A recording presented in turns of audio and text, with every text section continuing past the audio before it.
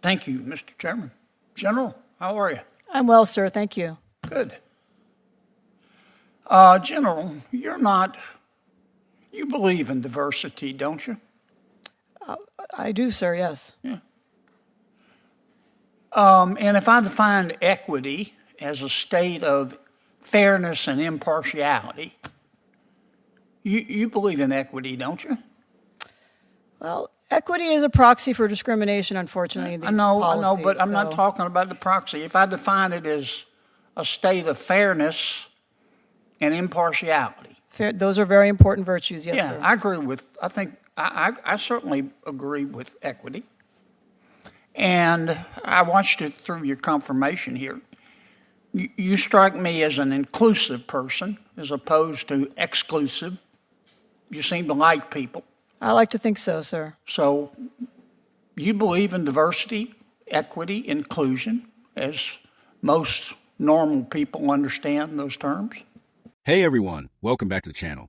If you're new here, I'm your independent political analyst, no spin, no tribalism, just straight talk, balanced commentary, and evidence-based insight into the issues shaping our country. Today, we're reacting to a recent exchange in the U.S. Senate featuring Senator John Kennedy of Louisiana. He sat down with a high-ranking general to talk about diversity, equity, and inclusion commonly known as DEI, and how, in his view, these principles have morphed into something very different, racial quotas and discrimination.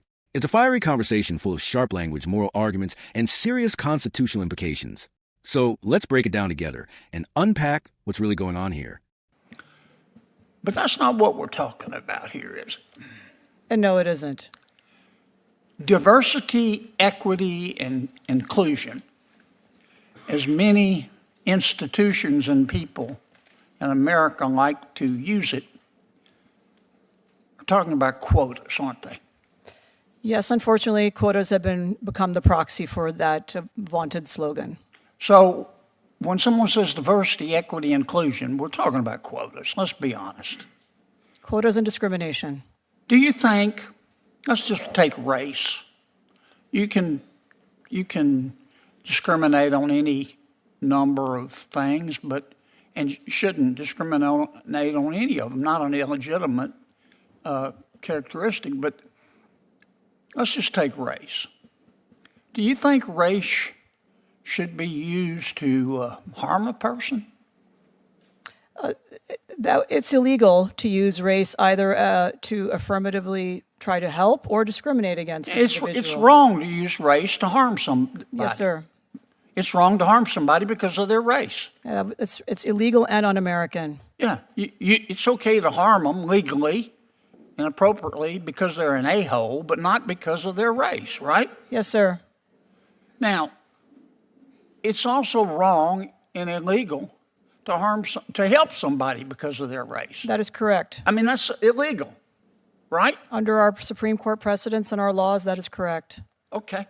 But we still have institutions, even after the Supreme Court's opinion, we still have institutions in America, some in government, certainly some in the private sector.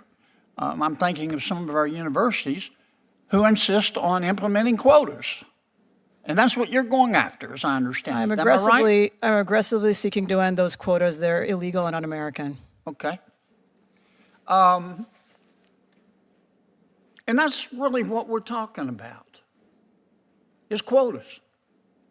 And the American people don't support quotas. They just don't.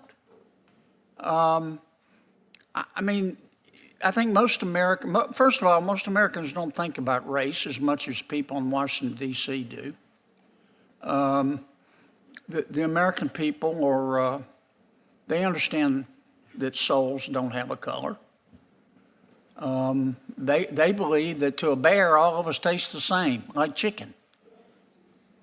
So this obsession now with diversity, equity, and inclusion, it's not really, I mean, it's a pretty phrase, but it's not diversity. Who's against diversity? That's like being against golden retrievers. Who's against equity? Who's against inclusion? So they pretty it up, but they're really talking about quotas. And it's illegal. And it's immoral. And it's un-American. And it exists. And I'm watching it happen in our universities. You know, I mean, Harvard, I wish it weren't the case. Incredible university, really bright people, but it's clear they believe in diversity and equity and inclusion and the right to hurt Jewish people. What did we come to? Any closing comments? I said too much. No, Senator, I agree with you, and I will say that the whole of this government is dedicated towards providing equal opportunity for all Americans. And anti-Semitism on our campuses is a shocking problem, but we've actually made great progress just in these first 100 days on that front. So thank you for your attention to these issues. General, don't let the bastards get you down, okay? Thank you. Senator Hawley.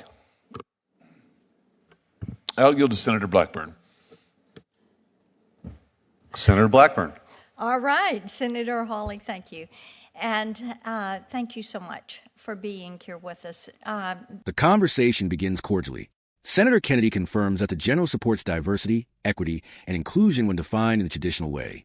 Kennedy specifically frames equity as a state of fairness and impartiality, and the general agrees with that definition. But then the tone shifts. Senator Kennedy makes the argument that while those terms sound nice, in practice, DEI has become a euphemism for quotas, specifically racial quotas that favor or harm individuals based on race. This is a key point. Kennedy isn't objecting to the idea of diversity. He's criticizing the execution of diversity policies, especially when they cross into constitutionally questionable territory. Kennedy argues that DEI has become a rhetorical disguise for illegal practices, mainly racial preference systems that he says are discriminatory, un-American, and explicitly rejected by the Supreme Court. The general largely agrees and states he's actively working to eliminate quotas, which he calls illegal and inconsistent with American values. Now, as an analyst, I think it's essential to clarify the difference here. DEI initiatives can include voluntary efforts like expanding applicant pools, funding mentorships, and ensuring broader outreach. But quotas, especially those tied directly to race, have been ruled unconstitutional, most recently in the Supreme Court's 2023 decision striking down affirmative action at Harvard and the University of North Carolina.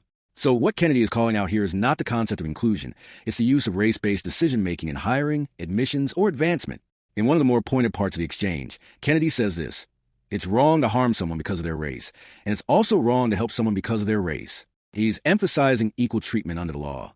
And he's absolutely correct that race-based preferences, whether to advantage or disadvantage someone, are now constitutionally restricted. This aligns with the 14th Amendment's Equal Protection Clause, as well as recent SCOTUS precedent. But here's where it gets more complex. Many DEI advocates argue that these policies aren't about giving an unfair advantage. They're about addressing historical inequality and creating a level playing field. That's the heart of the debate. Is DEI a corrective mechanism to address systemic issues? Or is it a form of reverse discrimination that violates individual rights? Kennedy takes the latter position. The general, again, doesn't push back. Kennedy also brings in public opinion, arguing that most Americans don't obsess over race the way Washington elites do. He says people are more concerned about who you are than what you look like, and even uses some colorful metaphors, like souls don't have a color, and to a bear, we all taste the same like chicken. Humor aside, polling does show that Americans broadly support merit-based systems and are skeptical of any policy perceived to advantage or disadvantage people based solely on identity. But, and this is important, support for fairness doesn't mean Americans oppose diversity. In fact, many people support voluntary efforts to improve representation, as long as they don't feel like they're sacrificing fairness. So Kennedy is tapping into a real sentiment, support for diversity without identity-based favoritism. Now here's where things take a more serious and emotional turn. Senator Kennedy sharply criticizes Harvard University, saying that under the guise of DEI, it has created an environment that permits or even justifies anti-Semitic discrimination. He says, and I quote, "They believe in diversity, equity, and inclusion, and the right to hurt Jewish people." That is a serious charge. To be fair, Kennedy is not alone. In recent months, universities like Harvard, Penn, and others have faced congressional investigations and public backlash over how they've handled rising anti-Semitism on campus, especially following global conflicts and student protests.